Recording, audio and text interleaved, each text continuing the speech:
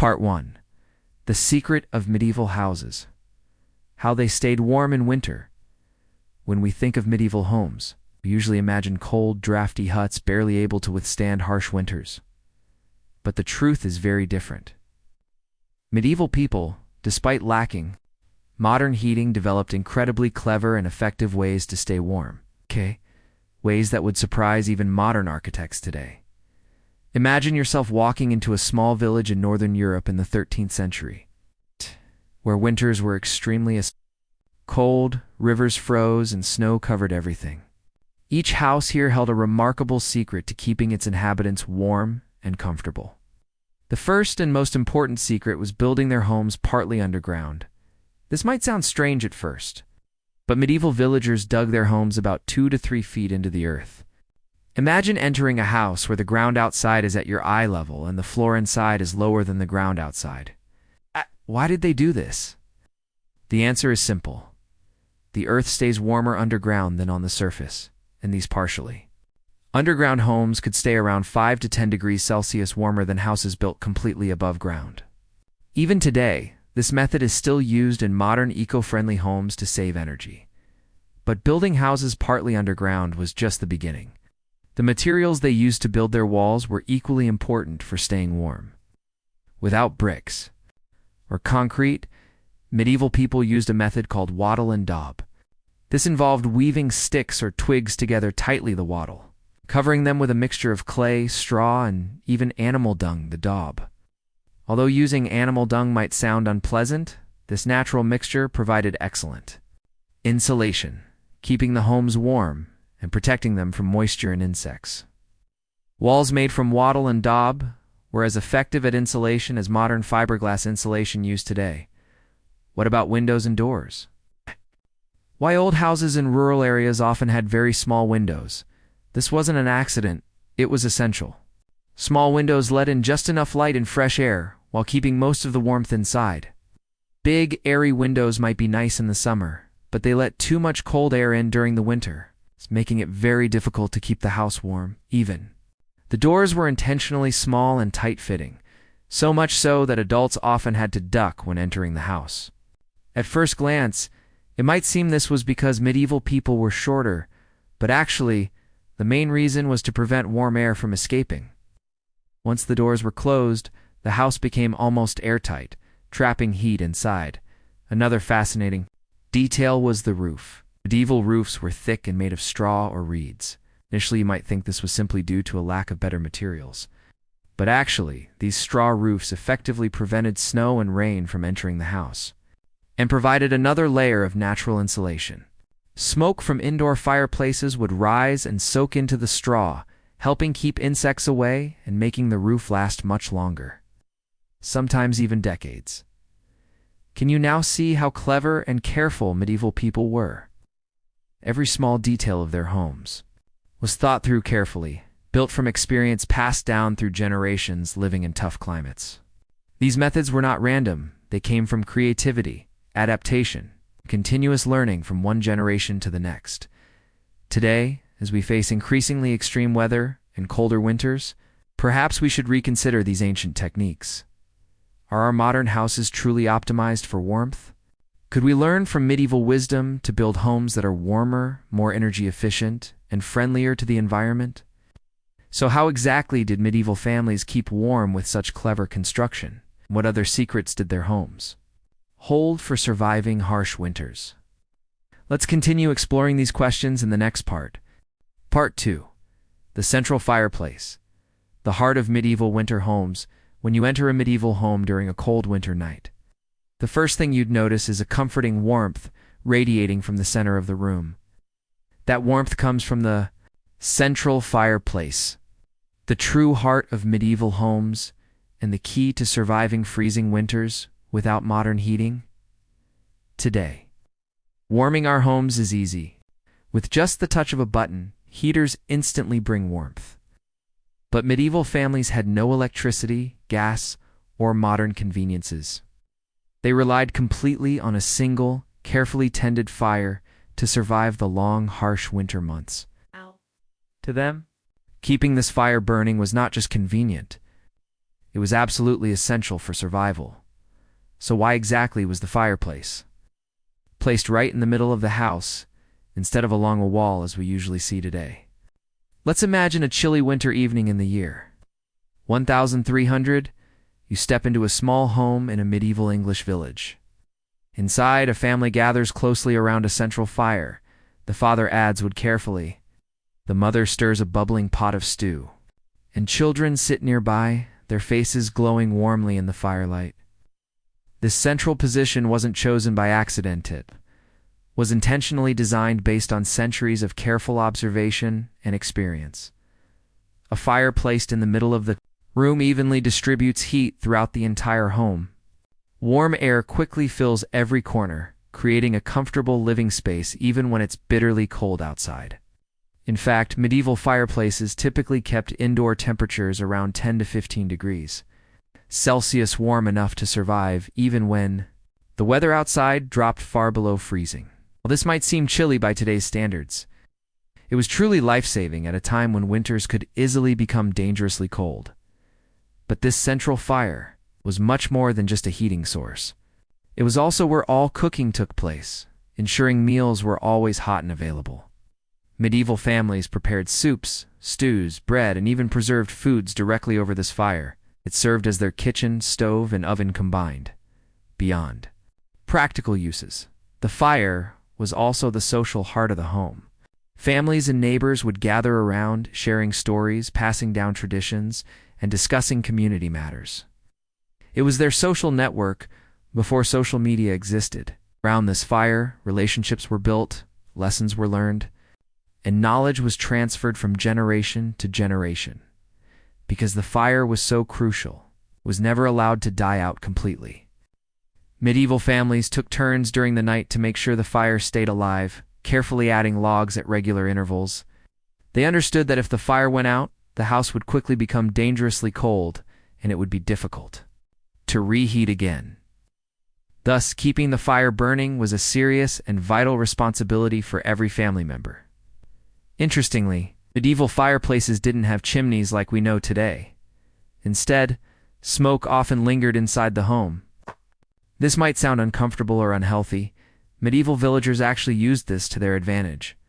Smoke from the fire helped keep pests and insects away and created a protective layer on the inside of their straw roofs, helping preserve the roof and extend its lifespan significantly.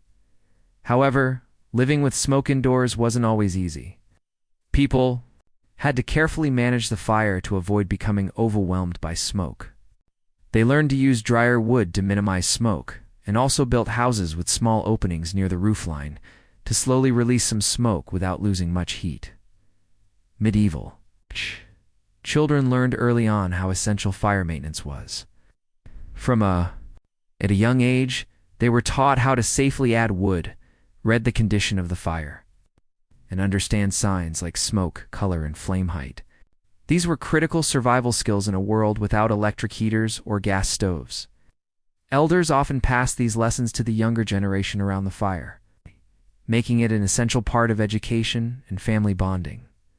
Today, most of us have forgotten these essential skills because modern technology makes everything so easy.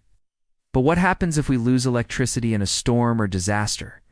How prepared are we to manage heat and warmth without modern comforts? The medieval fireplace is not just a historical curiosity, it offers valuable lessons about self-sufficiency, responsibility, and resilience.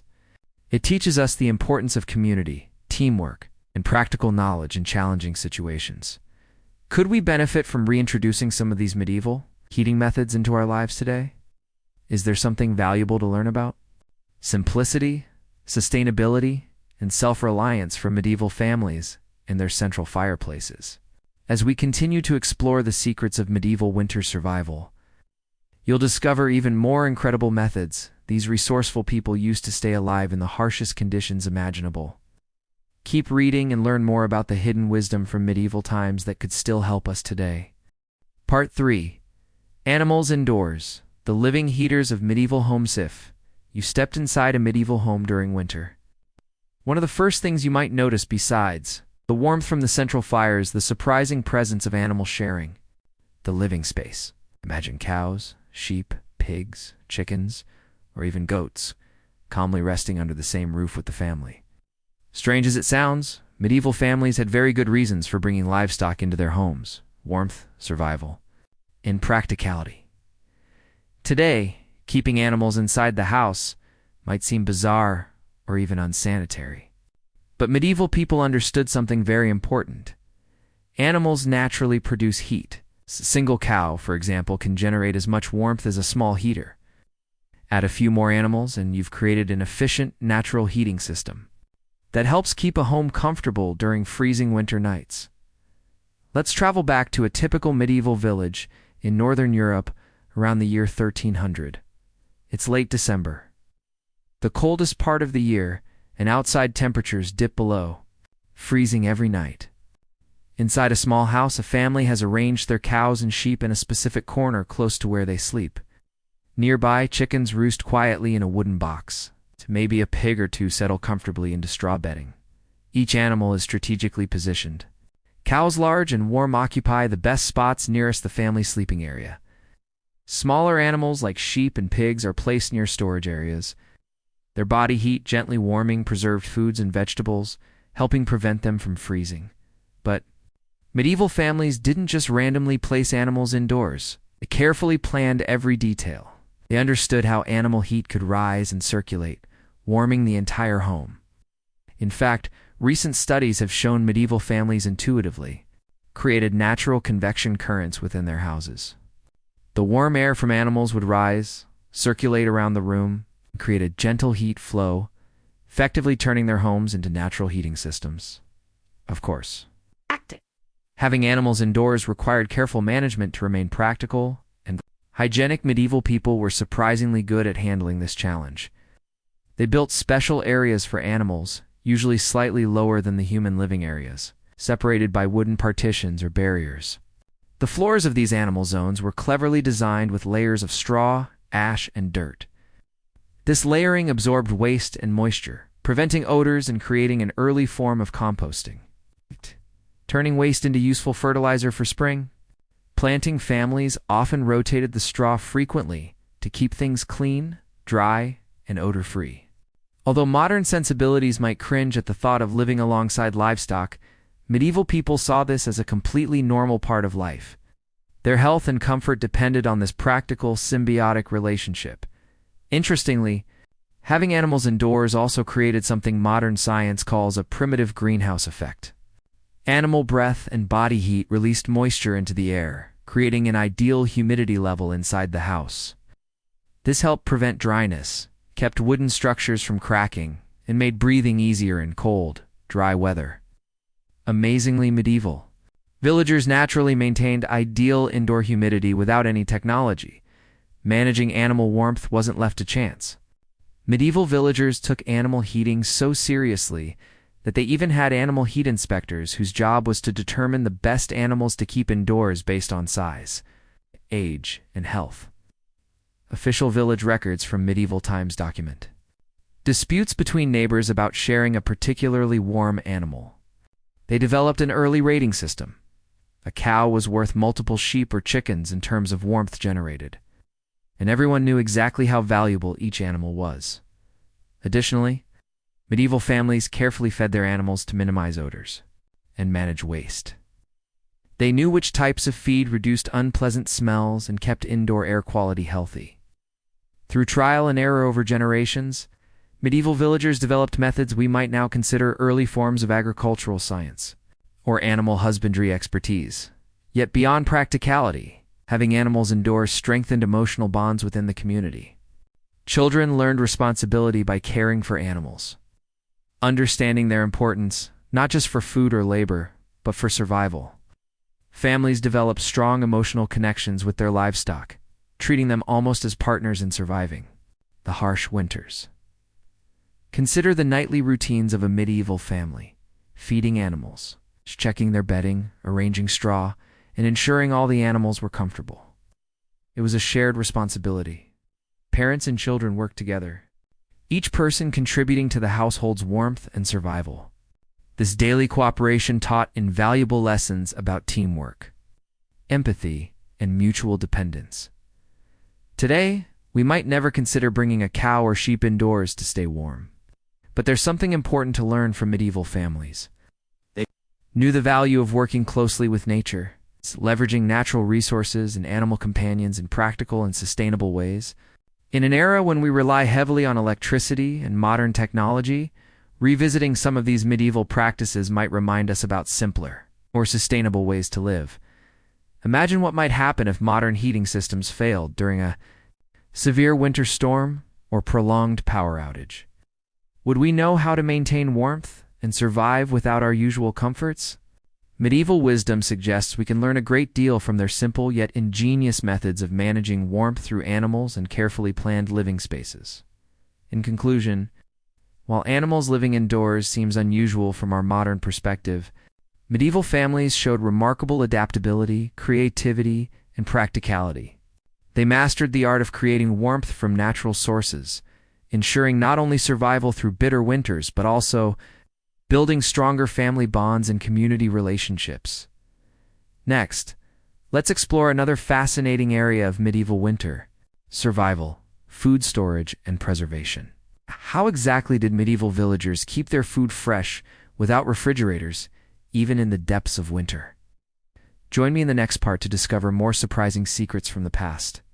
Part 4. Medieval food storage, how they kept food fresh without refrigerators. Have you ever wondered how medieval people managed to preserve food through harsh winters, long before modern refrigerators existed?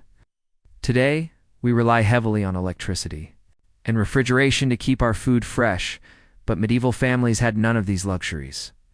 Yet they successfully kept their food edible and nutritious for months even during the coldest winters. Their secret lies in simple but remarkably effective storage methods, developed through generations of experience and ingenuity. Imagine once again our medieval village around the year 1300. Winter is approaching. Snow covers the fields, and the crops have long since been harvested.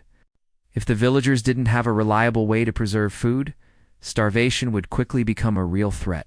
Fortunately, medieval people had developed several ingenious methods for storing and preserving their food, ensuring their survival until spring. One of the most effective ways medieval villagers stored food was by building underground cellars or storage pits. These were simple but incredibly clever structures, holes dug deep into the earth, sometimes reinforced with stone or wood. The answer is simple. Underground temperatures remain stable throughout the year, properly dug. Cellar could maintain a constant temperature around 4 degrees Celsius, about 40 degrees Fahrenheit, ideal for storing vegetables, fruits, meat, and dairy products. Medieval families would carefully store root vegetables like potatoes, carrots, turnips, and onions, covered with layers of straw or sand. These materials absorbed moisture and kept food from rotting, allowing it to last for months. But that wasn't the only trick they used. Medieval villagers also understood how to use snow and ice to their advantage. When the snow fell heavily, they gathered it around food storage areas, creating natural insulation. Snow was piled thickly over underground storage, keeping temperatures stable just above freezing. This prevented spoilage and helped preserve meats, fish, and vegetables throughout winter. It was a natural form of refrigeration, no electricity needed. Another fascinating medieval technique was fermenting foods. Fermentation isn't new. Of course, we enjoy fermented foods like yogurt, sauerkraut, cheese, and beer today, but medieval people relied on this process extensively. Fermenting vegetables like cabbage not only preserved them for many months, but also improved their nutritional value. Medieval villagers knew that fermented foods kept people healthy, especially during long winters when fresh vegetables weren't available. Beneficial bacteria produced during fermentation supported healthy digestion, something medieval people intuitively understood. One particularly important medieval food preservation method was the continuous cooking of hearty stews, known as pottage. A pot of pottage was kept simmering over the fire for days, adding fresh ingredients each day. This ongoing cooking not only provided constant warm meals, but also prevented spoilage. The continuous heat killed harmful bacteria, ensuring food safety at all times. Families simply added seasonal vegetables, grains, meats, or beans as needed. This simple meal provided essential nutrients, warmth, and comfort perfect for the bitter winter months. Besides fermenting and cooking, medieval people also relied heavily on salting, smoking, and drying food. Meats, fish, and even fruits and vegetables were salted or smoked to draw out moisture, effectively killing harmful bacteria and preventing spoilage. Salting was particularly popular because salt was readily available and highly effective. Foods in winter often eaten as part of the daily diet. Dried fruits provided essential vitamins during the dark winter months when fresh fruit wasn't available.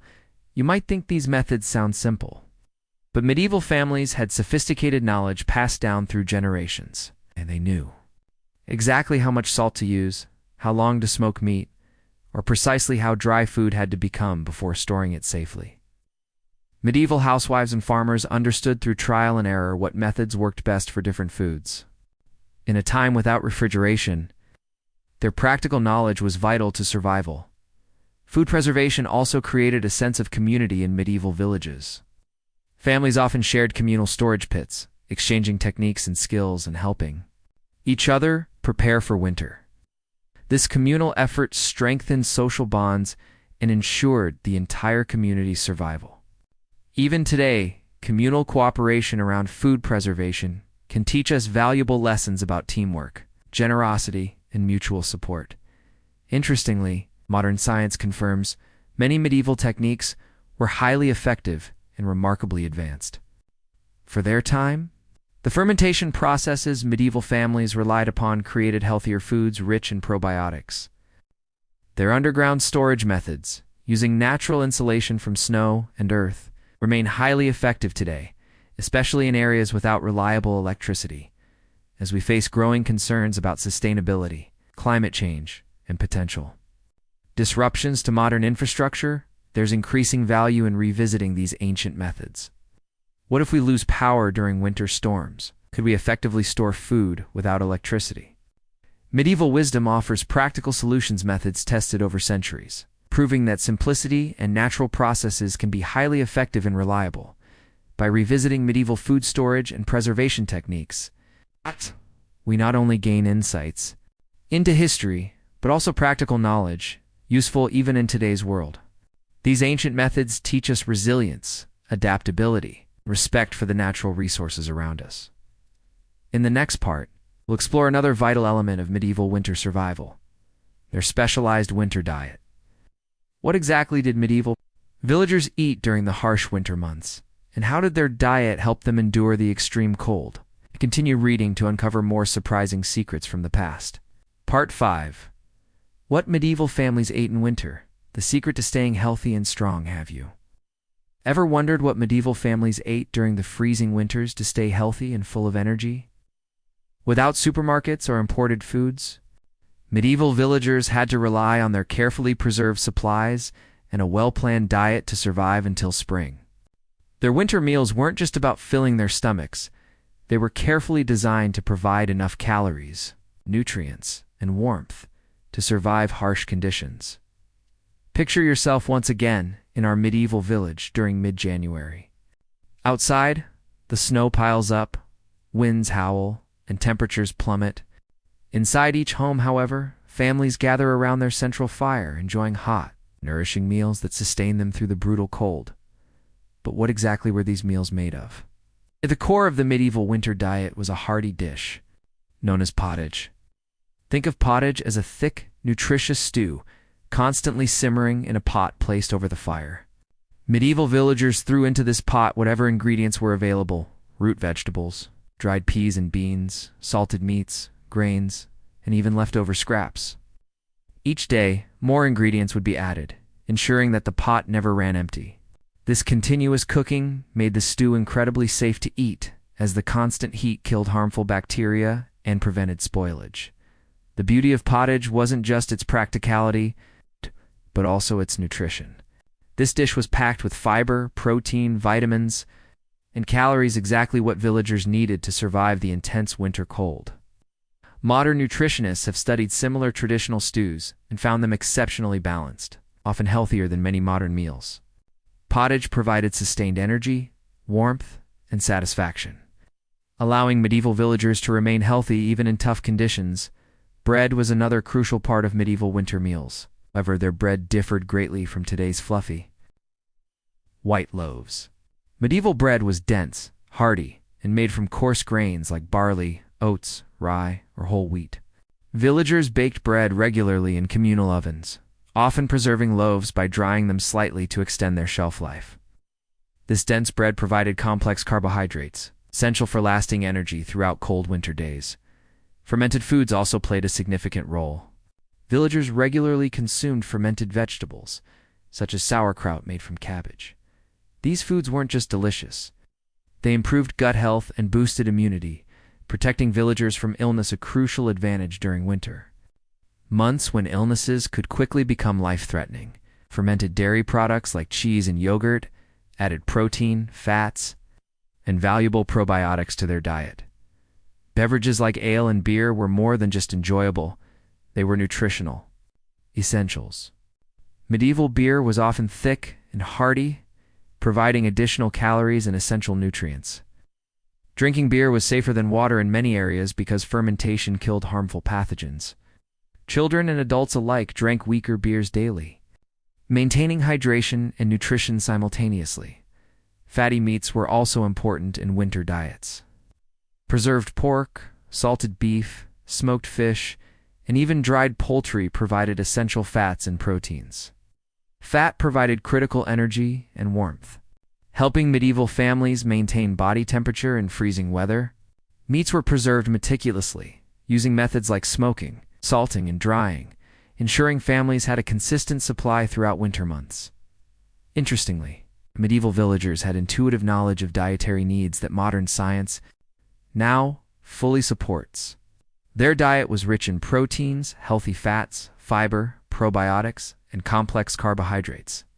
They knew instinctively which foods offered the most significant nutritional benefits during winter, selecting items carefully based on their experience and passed down wisdom. The communal aspect of medieval cooking was also key. Families often gathered to share meals, strengthening community bonds and ensuring collective survival. This communal sharing also helped ensure food distribution was fair and sufficient for everyone, preventing starvation or malnutrition, even during poor harvest years. Today, we often take food for granted, rarely considering the complexities behind nutrition, preservation, or seasonality. Medieval eating habits teach us essential lessons about sustainability, health, and seasonal awareness. Reintroducing some medieval food practices could benefit modern health, reminding us of the importance of eating local, seasonal, and nutrient-dense foods. In short, medieval families didn't just survive harsh winters, they thrived. Their diet was thoughtfully balanced, nutritious, and sustainable, providing lessons we can still apply today. Part 6. Medieval winter clothing. How they stayed warm without modern fabrics when temperatures dropped below freezing during medieval winters. Villagers faced a serious challenge. How could they keep their bodies warm without the modern insulated jackets, synthetic fibers, or advanced thermal fabrics we use today?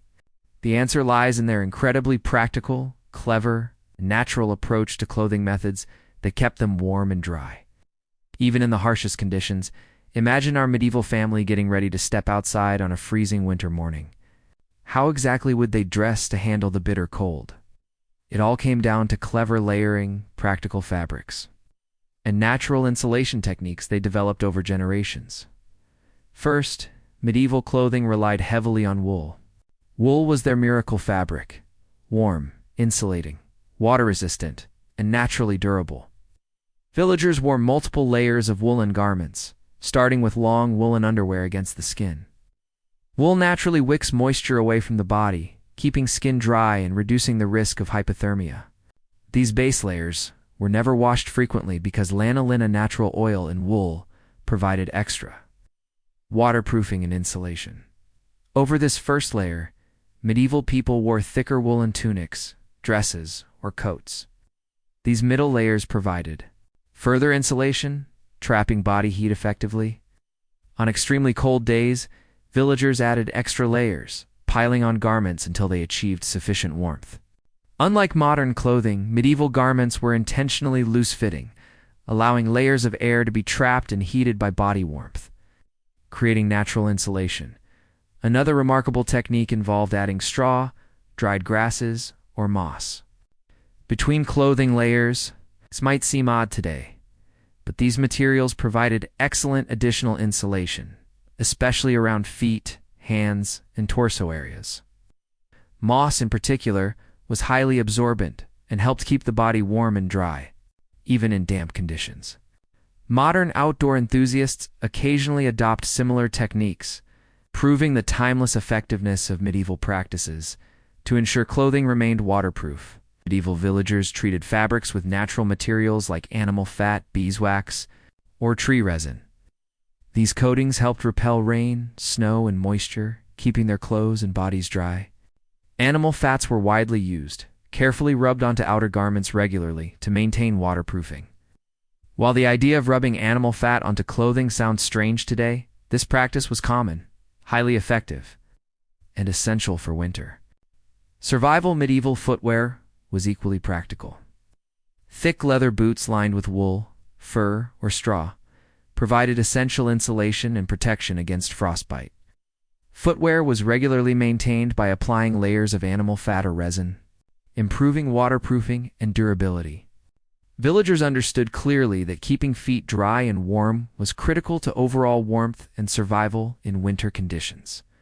Covering heads and hands properly was also crucial. Villagers wore thick woolen hats and hoods, carefully covering ears and heads to prevent heat loss.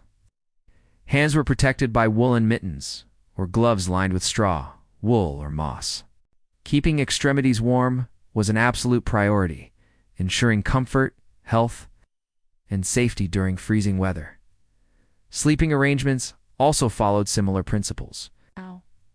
Medieval families often slept together on shared beds or mattresses filled with straw or feathers. Sharing body heat provided an additional, highly effective layer of warmth. Thick blankets and furs added even more insulation, creating cozy and safe sleeping environments even during bitterly cold nights. These clothing methods weren't just about survival, they were practical expressions of deep, intuitive understanding of nature and sustainability. Medieval families knew exactly which materials, layers, and practices best maintained warmth, dryness, and comfort. They continually refined and adapted clothing techniques based on climate conditions, available resources, and practical needs. Today, our reliance on synthetic materials and electric heating sometimes distances us from practical knowledge about natural insulation and warmth. Revisiting medieval clothing methods offers valuable insights into sustainable living, resourcefulness, and resilience. In emergencies, understanding these simple but effective techniques could be life-saving. Medieval villagers didn't just endure winter, they mastered it. Their clothing methods remind us about the power of simplicity, practicality, and adaptability, essential lessons even in our modern age. In the final section, we'll summarize key lessons from medieval winter survival and explore practical ways we might incorporate some of this ancient wisdom into our lives today. Continue reading to discover how medieval knowledge could enhance your resilience and preparedness for harsh winters ahead. Part 7. Lessons from the past. How medieval wisdom can help us today as we look back on the incredible survival skills of medieval families.